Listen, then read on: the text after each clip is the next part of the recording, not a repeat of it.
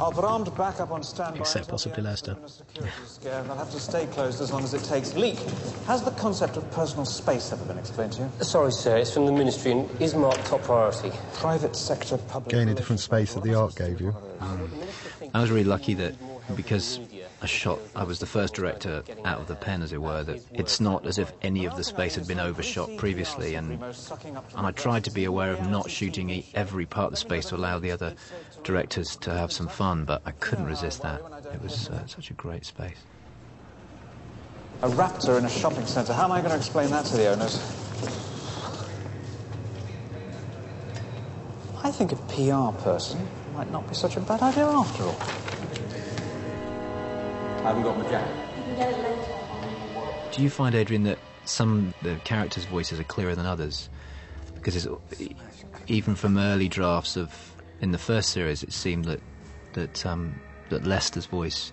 I think Leicester's one of those ones who just, once the character has come to you, I wouldn't say it's ever easy to write a character, but the voice was so clear.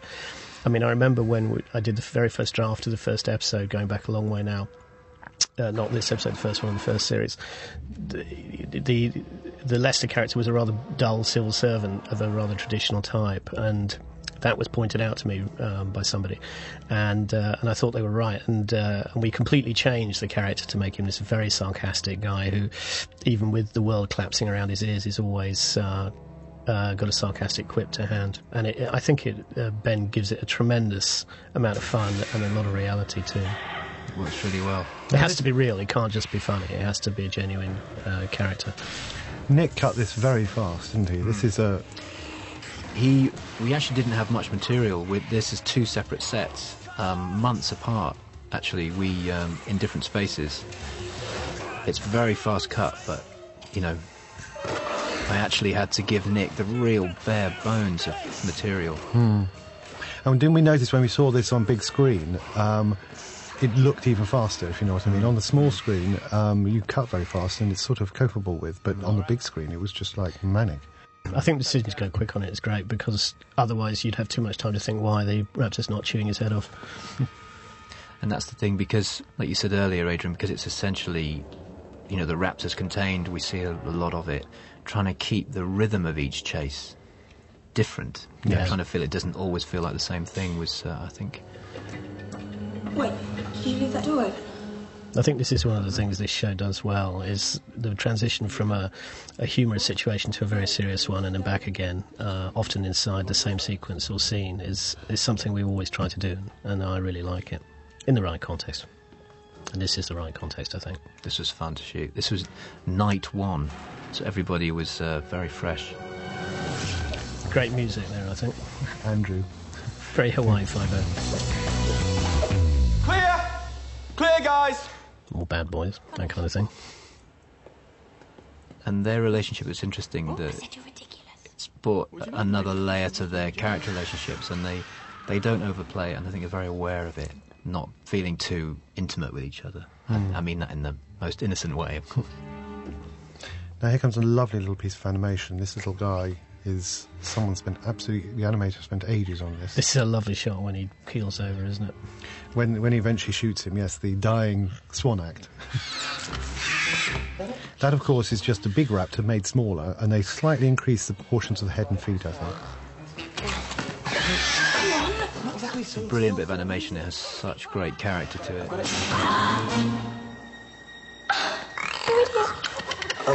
I'm sorry. Sorry. Again, there's another apology to Adrian, because you'd scripted this, that it's timed that she goes down at the end of the scene as the raptor goes down, which I think would probably have been more funny, or funnier.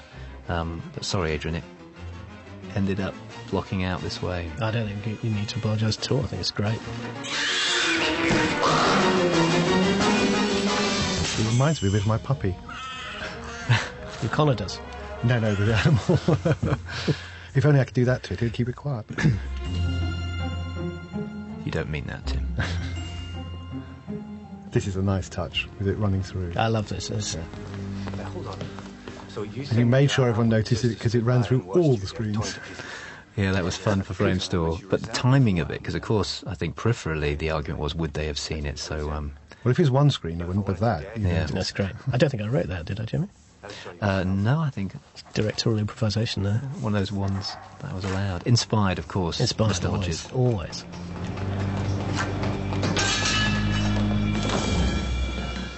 We do get to knock over some dummies now, which of course had to happen. Stephen. Is this John Lewis by now? It is. John Lewis. They're very sporting of them to let us do that. They were really good, actually. When I saw the crockery section and thought it'd be lovely to go through there, they were they were fine. Do you think this gets us a discount then, John Lewis? I asked. You've already done that? I think it's going to you. I love John Lewis. It's a great shot. Stephen, wait here! But this is where the process of storyboarding the action sequences, what I really enjoyed from a director's point of view was the collaboration. I think this scene, I remember going to Tim's house and with the storyboards and just trying to flesh out and find other ways of making it a little bit more different, making it a little bit more exciting, and then we talk it through with Adrian and either get the thumbs up or the thumbs down. That's the first time we see the animatronic. Look at her.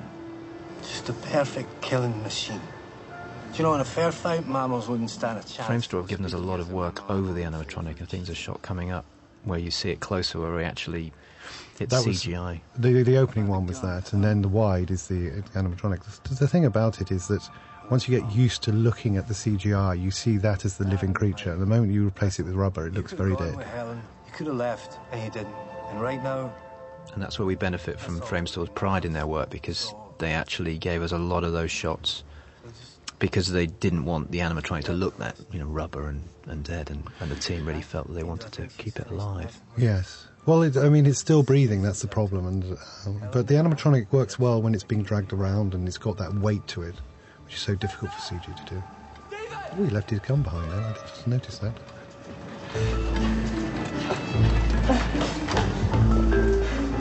What happened? I shot her. Collateral damage, though, because I got the Raptor too. You brought down a full-size raptor on your own? Yeah.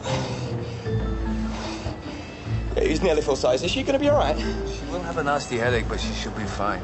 Well, she better come around soon, because I'm going to need all of you to get the raptors back alive. This is another problem, of course, with do we shoot them or whatever. Yeah. The idea of trying to get everything back, tidy up. It's the central dilemma of the show, because you could just kill them at the end of every episode, or you could try